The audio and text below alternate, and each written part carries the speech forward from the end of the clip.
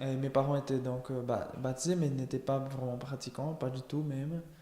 Et ils se sont reconvertis, surtout mon père, quand j'avais l'âge de 10 ans. Mais avant ça, à cause de la conversion de mon oncle, je commençais déjà à aller à l'église à ce moment-là. Et depuis petit, je disais que je voulais être prêtre. Voilà, depuis ce moment-là, je disais que je voulais être prêtre. Et puis, avec le temps, mon père, il a fait un grand cheminement de conversion aussi. Ma maman, ça a pris un peu plus de temps, mais elle aussi, elle a fait son chemin. Et en fait, euh, vers l'âge de 15 14 ans, bon, j'étais jeune, hein, donc tout ça, j'ai commencé à laisser tomber un peu toutes ces idées pour pouvoir enfin, vivre ma vie, etc. Et j'étais batteur, j'avais un groupe de rock. Euh, puis j'ai commencé à avoir mes premières petites amies. Euh, à 19 ans, c'est mon gendre, en fait, un peu avant, même à 18 ans. Euh, j'ai J'étais dans un moment assez compliqué parce que j'étudiais pour passer des concours d'ingénieur. Et donc il y avait beaucoup de pression. Et puis j'étais vraiment très amoureux d'une jeune fille qui était très sympathique d'ailleurs, merveilleuse. Et j'avais ce groupe de rock là. Enfin, j'avais plein de trucs en moi. Et pendant une messe, un jour, je me voyais derrière l'autel alors que ça fait déjà longtemps que je ne pensais plus. Je me suis vu derrière l'autel et à la place du prêtre, je me suis mis à pleurer énormément. J'avais quoi, 16 17 ans. Je me suis mis à pleurer énormément. Et tout de suite après la messe, j'étais allé chercher le curé et pour lui dire bon ben je vais devenir prêtre, qu'est-ce que je fais? À ce moment-là, il a commencé à me guider un peu. Et Et donc vers, là c'était 2007, j'étais un peu obligé par mes parents d'aller dans une retraite de, euh, de, de Nouvel An.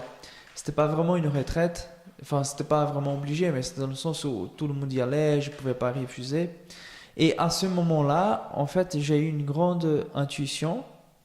Euh, tu es, j'ai entendu ça dans mon cœur, tu es tiède. C'est comme le livre de l'Apocalypse qui dit soit chaud, soit froid, tiède, je te vomis. Et moi, je me sentais tiède parce qu'il y avait plusieurs choses. J'étais pas assez pris par ma religion, j'étais pas assez convaincu.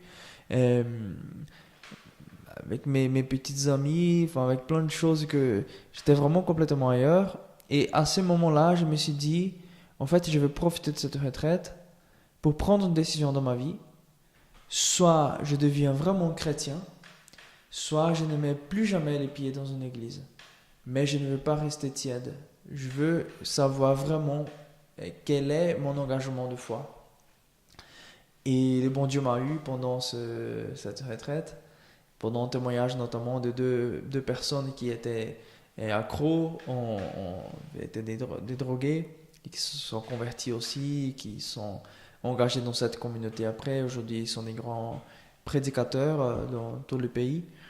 Je me suis mis à pleurer et j'avais une sensation de grande paix, de grande joie, de regret d'avoir perdu le temps et de me dire, en fait, j'ai un grand amour, il y a quelqu'un qui m'aime tellement et j'ai passé quelques années de ma vie, ma courte vie jusque-là, mais de ma courte vie, sans pouvoir vraiment vivre de cet amour. C'était ça le regret que j'avais.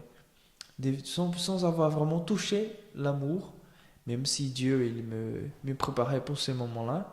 Et à ce moment-là, en 2008, j'ai commencé tout le cheminement vocationnel jusqu'à ce que je rencontré enfin, je parlais à mon oncle qui était engagé dans la communauté en tant que laïc. Et il m'a dit cherche les frères pour qu'ils puissent t'aider à discerner. Et à ce moment-là, je cherchais les frères. Et puis je suis tombé amoureux immédiatement. Donc il y a tout un cheminement. L'année de 2008 a été très dense. J'ai vécu plein de choses.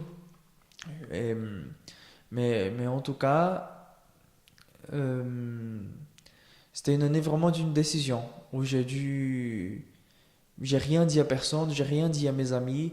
J'ai envoyé un mail à tous mes amis une semaine avant de rentrer chez les frères. Personne ne comprenait. J'ai dû arrêter mes études d'ingénieur, arrêter toute ma vie pour faire ça. Parce que, en fait, j'avais trouvé un amour plus grand. J'aimais encore mes études, j'aimais encore mon groupe de rock, j'aimais encore mes amis. Et ça n'a pas perdu son statut, mais j'ai trouvé quelque chose de tellement au-dessus que je ne pouvais plus vivre sans ça. Il fallait que tout cet amour-là que j'avais découvert de Dieu sur moi, il fallait que tout soit imprégné en moi. Et c'est pour ça que j'ai décidé d'entrer chez les frères en 2009. C'était très étonnant parce que personne, comme je n'avais aucun ami catholique, personne ne pouvait imaginer. Et ils voyaient que j'étais bizarre parce que, par exemple, quand j'ai arrêté mes études, j'avais fait un voyage à São Paulo, qui est à 2 heures d'avion de chez moi. Et j'ai dit à mes amis, je vais quelque part, mais je ne peux pas vous dire qu'est-ce qui se passe. Et eux, ils m'ont dit après qu'ils croyaient que c'était un truc lié à la musique, que j'allais quitter mes études pour devenir musicien, parce que je viens d'une famille de musiciens, donc j'étais batteur, donc c'était vraiment quelque chose de très important pour moi. Mais j'ai rien dit. Et du coup, quand je leur ai annoncé, j'étais très étonné parce que ils ont beaucoup aimé. Et je pense que c'est l'assurance. Je n'ai pas le fait même que je n'ai pas dit avant. Je pense que peut-être que je suis en train de réfléchir à ça n'aurait pas aidé. Mais quand je dis j'entre semaine prochaine chez les moines, là ils étaient vraiment derrière. Mais c'est super, j'aurai un ami moine, j'ai jamais vu ça. Ouais, ils étaient tous contents. Et c'était vraiment très étonnant. Je ne trouvais aucune résistance de la part de mes amis. Sauf il y a une jeune fille qui m'a demandé en mariage à ce moment-là. Et, mais je lui ai dit non, en fait, je sais qu'est-ce que je choisis, je sais où je vais. Mais j'étais vraiment pris par ça et eux, ils ont bien compris ça. Mes parents, le moment où j'ai arrêté mon université, les études, c'était un lundi. Le dimanche d'avant, c'était le 4 août, j'ai parlé à un prêtre. Je lui disais que c'était difficile pour moi de discerner parce qu'il y avait plein de choses, etc. dans la tête. C'était difficile de prendre le temps pour ça. Et il m'a dit, en fait, il faut que tu arrêtes tes études. Il faut que tu arrêtes au moins pour un temps pour pouvoir réfléchir à ça. C'était un dimanche 4. Le lundi 5, je suis allé à la faculté et j'ai arrêté. Et je suis arrivé à la maison avec le papier. J'avais rien dit à mes parents. J'ai juste montré à mon père qui jouait au piano à ce moment-là. Je lui ai montré le papier, j'ai rien dit. Et il a lu, il a compris.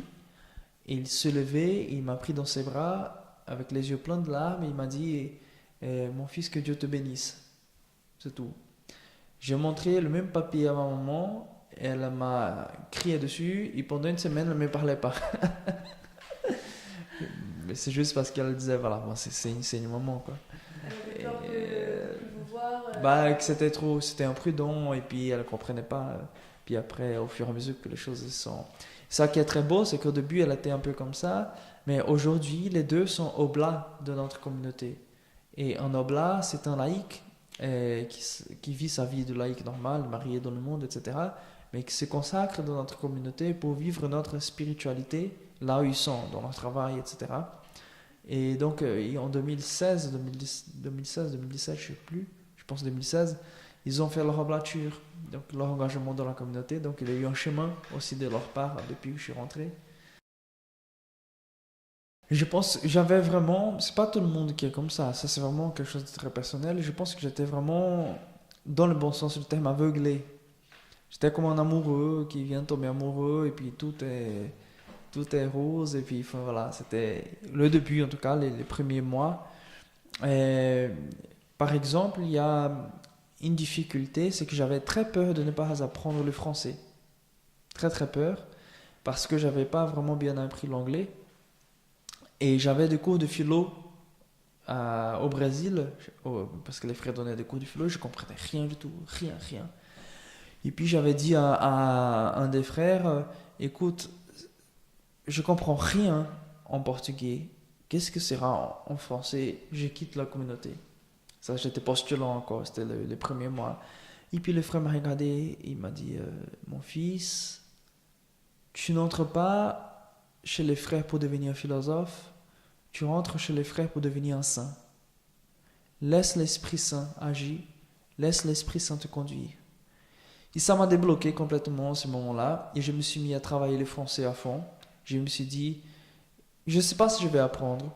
Le Seigneur me demande de travailler et d'étudier. Je vais étudier. Et puis j'ai prié, je ne sais pas si c'était correct, mais j'ai prié vraiment comme ça. Je disais, Jésus, tu me demandes d'étudier, je vais étudier. Si je n'apprends pas, c'est ton problème. Je disais comme ça dans ma prière. Je vais étudier et je me suis mis à étudier 6 heures par jour pendant 2 mois intensifs. Mais c'est ces déblocages-là qui ont été faits. Avec la langue, je suis arrivé en France après pour mon noviciat, les premières années de formation. Là aussi, il y a certes des difficultés culturelles, des chocs culturels. Il y a déjà un grand changement de vie, de mode de vie, et en plus dans une autre culture. Mais là, enfin, à part le froid, ça c'était très difficile pour moi. Je pense aussi que j'ai eu une grâce d'adaptation assez rapide et qui fait que c'était difficile. De temps en temps, j'avais des petites hésitations, c'est vrai. Et la musique revenait de temps en temps. Et même le manque, en portugais, on a un mot qui s'appelle la saudade, que c'est une espèce de nostalgie, un sentiment très brésilien. Et, parfois, quand je recevais de mauvaises nouvelles, ça m'attristait un peu aussi. J'étais très attaché à eux. Mais ça n'a jamais été quelque chose qui m'arrête dans mon cheminement. Je pense que j'ai toujours eu une grâce de pouvoir suivre. Vous n'avez jamais été confronté à la tentation d'arrêter ou juste l'idée de... Oui, des petits moments, on a toujours des moments enfin, des hésitations, surtout dans les premières années. Et c'est justement pour ça que l'Église nous demande de faire d'abord des vœux simples, c'est-à-dire des vœux temporaires pour 4 ans, pour ensuite... Enfin, avant ça, il y a encore le noviciat, et avant le noviciat, il y a encore le postulat. Donc on a au moins 5-6 ans avant de s'engager définitivement. Parce que ça fait partie de cette découverte de pouvoir vraiment être sûr de ce qu'on veut quand on choisit. Et c'est vraiment fait. Donc c'est normal que dans cette période-là, il y ait des moments d'hésitation. Mais à chaque fois très courte. Ça n'a jamais été un grand mouvement, une période de 1, 2, 3 mois où j'étais en train de me dire non, qu'est-ce que je fais là? Non, c'était des moments où parce que j'apprenais une mauvaise nouvelle de la part de ma famille ou je sais pas, voilà, des choses comme ça. Mais ces hésitations ont été, enfin si j'ai fait maintenant une relecture, je trouve que ces hésitations étaient vraiment très petites à l'égard du choix que je savais que Dieu avait sur moi.